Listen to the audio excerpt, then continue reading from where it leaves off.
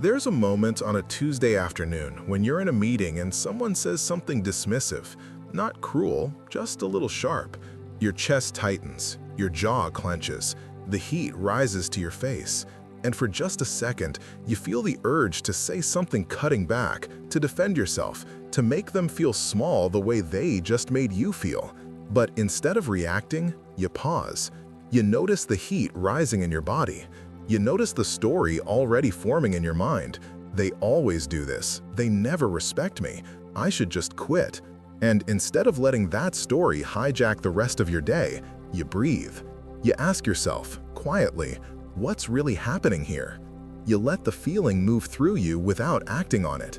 Later, when your nervous system has calmed, you realize the sharpness wasn't even about you. It was their stress, their bad morning, their own unmet needs leaking out sideways. And you chose not to carry it. That pause, that tiny moment of awareness between stimulus and response, is what separates people who are awake to their own inner workings from people who are constantly reacting without knowing why. It's not enlightenment, it's not some spiritual badge you announce at parties. It's just the quiet, unglamorous practice of noticing yourself in real time. And once you start doing it, everything changes. That kind of awareness doesn't stay contained to one meeting. It shows up everywhere, in small and large ways. At home, your partner says something that would normally trigger a fight. Maybe it's a tone, a phrase, a look.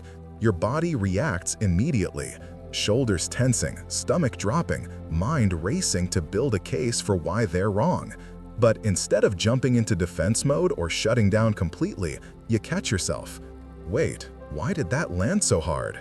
You pause long enough to see beneath the surface, and you realize it's not really about what they said. It's about an old wound, a fear you've been carrying since childhood, a belief that you're not good enough or that you have to fight to be heard. So instead of escalating into the same fight you've had 100 times, you name it. That hit a sore spot for me. Can we talk? About what's really going on? The fight might still happen, but it happens differently, slower, more honest, with space for both people to be human. At the grocery store, someone cuts you off in the parking lot and you feel that familiar flash of anger. Your mind immediately jumps to people are terrible and your body tenses, ready to honk or glare. But instead of riding that anger all the way home and letting it poison your evening, you notice it. You see how fast your mind created a story about this stranger, how it took one moment and turned it into proof of some larger truth about humanity. You let it go, not because you're suppressing it, because you saw it for what it was, a moment, not a truth. With friends, you start noticing when you're performing instead of being real, when you're saying what you think they want to hear instead of what's actually true for you, when you're laughing at jokes that aren't funny or agreeing with opinions you don't share just to keep things smooth. And slowly, you stop. You risk a little more honesty. You say, "I'm not sure I agree with that," or "Can I tell you what's really going on with me?" Some people appreciate it, some don't. Either way, you feel more like yourself, and that matters more than being liked by everyone. This capacity for awareness doesn't come naturally to most people.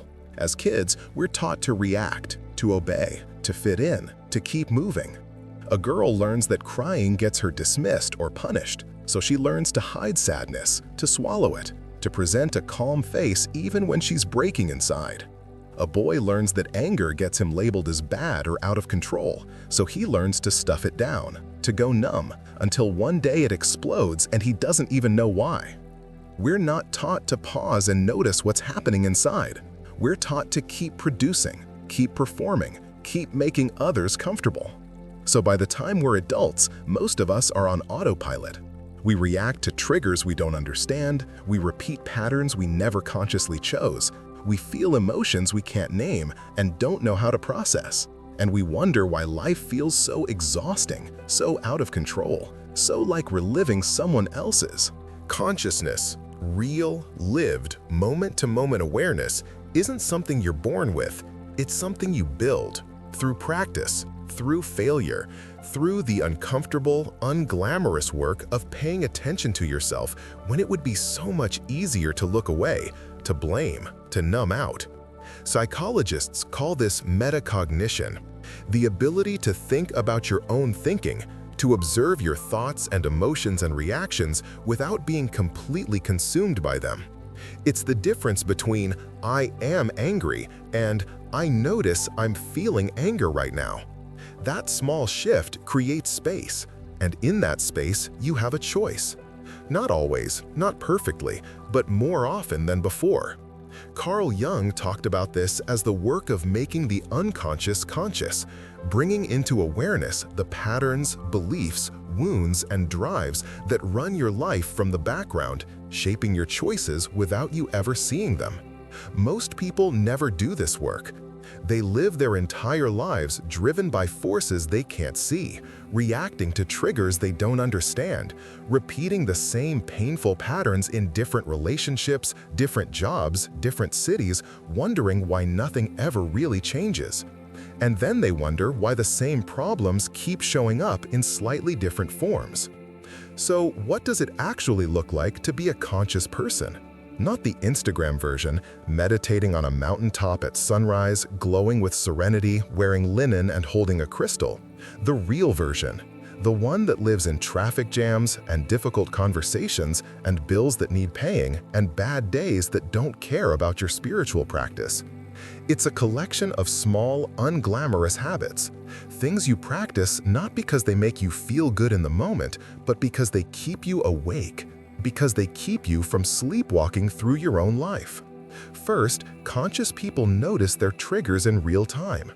When something lands hard, when anger, shame, fear, envy, or sadness flares up suddenly and intensely, they don't just react, they pause, even if it's just for a single breath.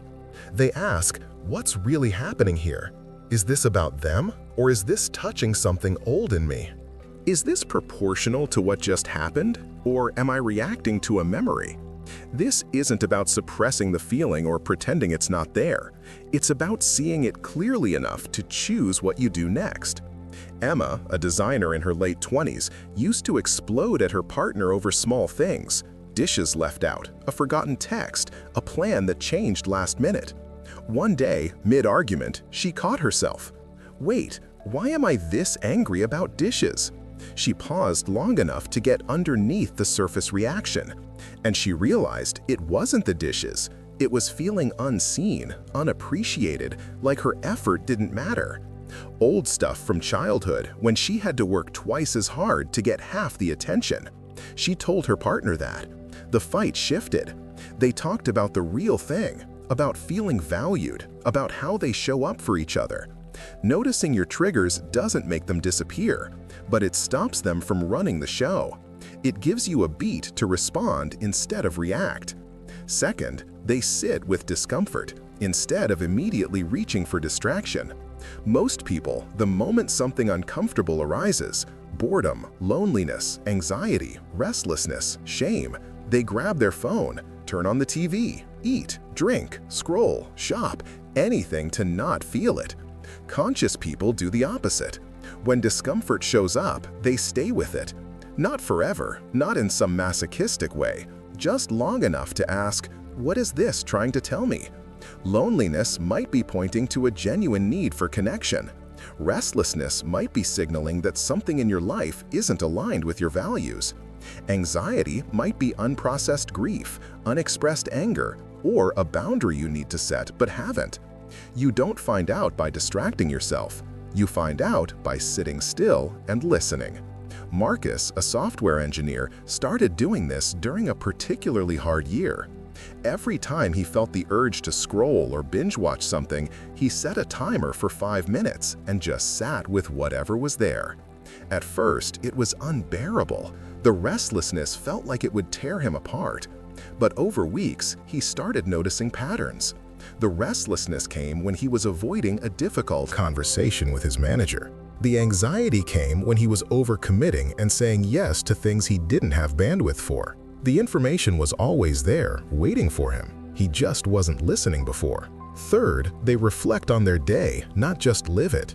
At the end of the day, most people collapse into distraction, TV, social media, whatever turns the brain off. Conscious people take a few minutes to reflect, not in a performative Instagram journaling way, just a quiet check-in with themselves. What went well today? What didn't? When did I react instead of respond? When did I feel most like myself? When did I feel like I was pretending? This isn't about judging yourself or creating another to-do list. It's about learning from your own life, extracting the lessons from your own experience instead of just moving on to the next thing. Sarah, a teacher, started doing this every night before bed. 3 simple questions. What did I do today that I'm proud of? What do I wish I'd done differently? What did I learn? Some nights, the answers were boring. I was patient with a student. I wish I'd spoken up in that meeting. I learned I'm more tired than I realize. Some nights, they were revealing. She started seeing patterns she'd never noticed before. How she people-pleased with colleagues, how she avoided conflict with her partner, how she shrank herself to make others comfortable. And seeing it was the first step to changing it.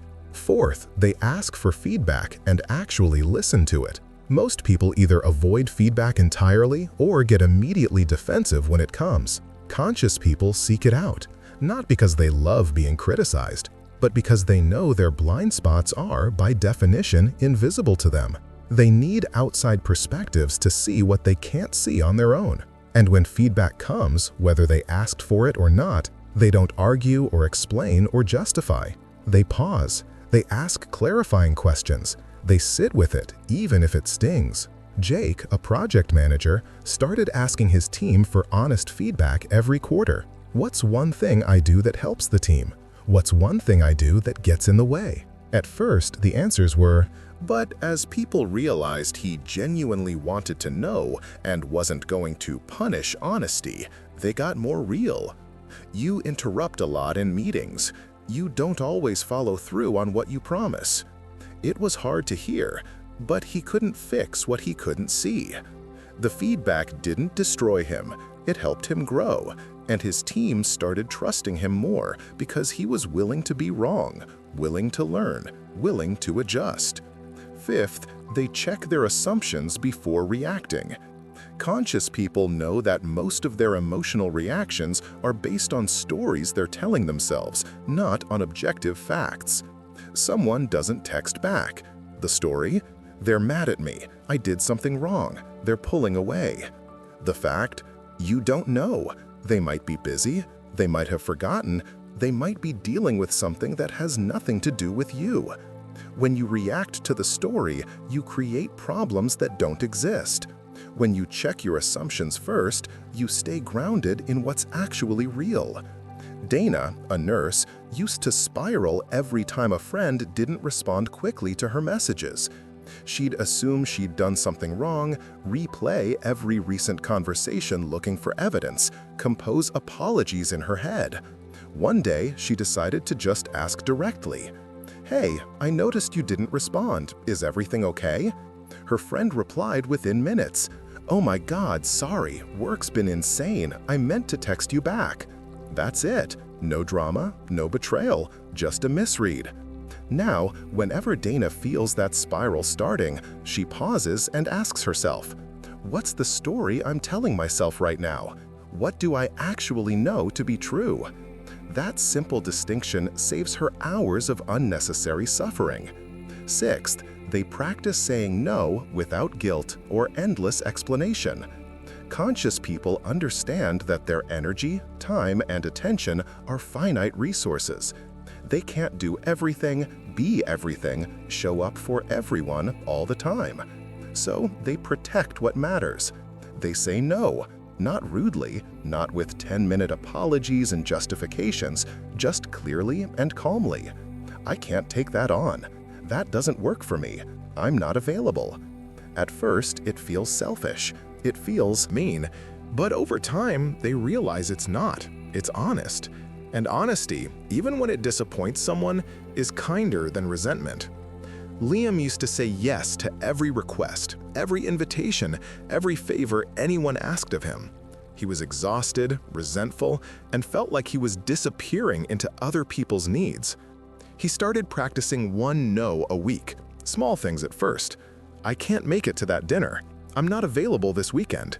People adjusted. Some even respected him more for having boundaries. And he finally had space to breathe, to rest, to show up for the things that actually mattered to him. Seventh, they notice when they're projecting.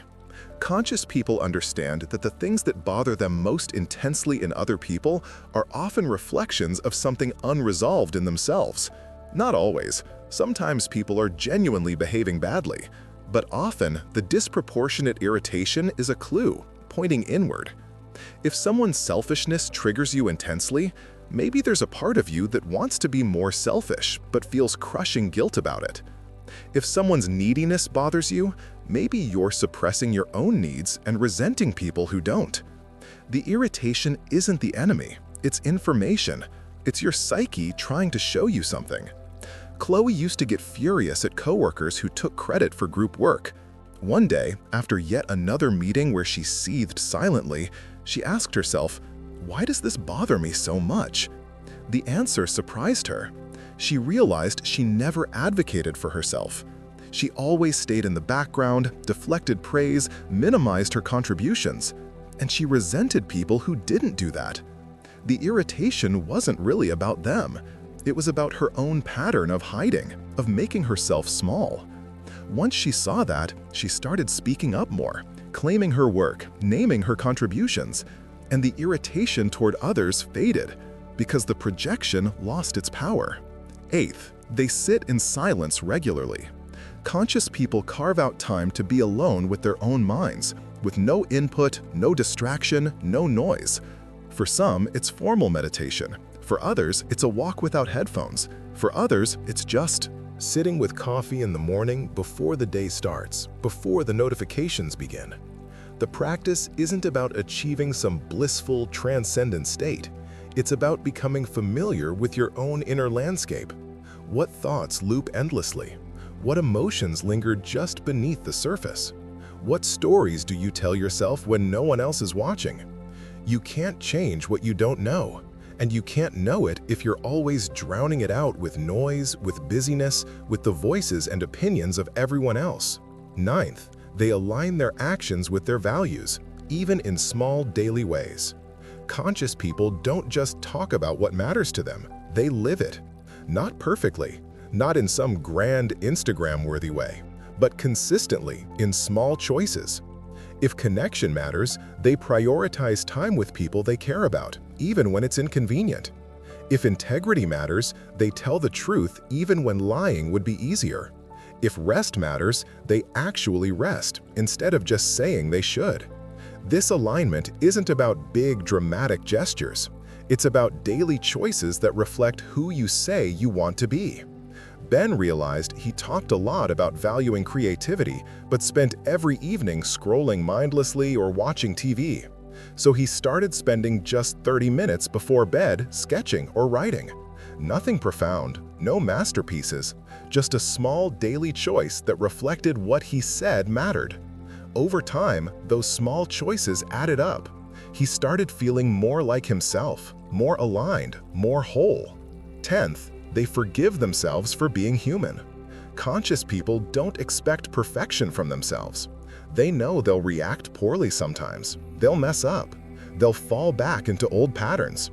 They'll say the wrong thing, miss the signal, hurt someone they care about.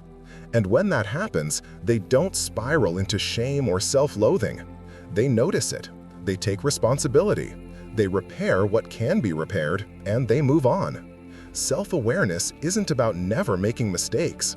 It's about catching them sooner, repairing them faster, and not beating yourself up for being imperfect. The kindness and patience you show yourself when you fail is just as important as the awareness you bring when you succeed, maybe more important. Over time, these 10 habits change how life feels. Not in some dramatic, suddenly enlightened way, but in small, steady, cumulative ways. You're less reactive, more grounded. Conflicts don't spiral as often because you're catching yourself sooner. Relationships feel more honest because you're showing up more fully. You stop feeling like you're performing all the time, like you have to maintain some flawless image. There's more room for contradiction, for complexity, for being fully human, messy, imperfect, and still okay. Some people in your life will appreciate the shift. They'll feel safer with you, more seen, more met. Others won't. Some will find your honesty uncomfortable or your boundaries inconvenient. That's okay. Consciousness isn't about pleasing everyone. It's about being awake to your own life, about showing up as yourself, not as the version you think others need you to be. The Tuesday afternoon when you paused in that meeting, when you noticed the heat in your chest and chose not to react, when you let the feeling move through you instead of letting it hijack your day, that wasn't a one-time event. It's a practice, one you return to again and again in 1,000 small moments. Not because you've mastered it, not because you've transcended your humanity, but because you're willing to keep waking up to yourself one moment at a time. And that willingness, that quiet commitment to staying conscious, even when it's uncomfortable, even when it would be easier to check out, that's what makes all the difference. If this resonated with you, subscribe for more videos on psychology, self-awareness, and the inner work that actually shifts how you live. Drop a comment and let me know. Which of these 10 habits speaks to you most, or which one feels hardest right now? I read every one.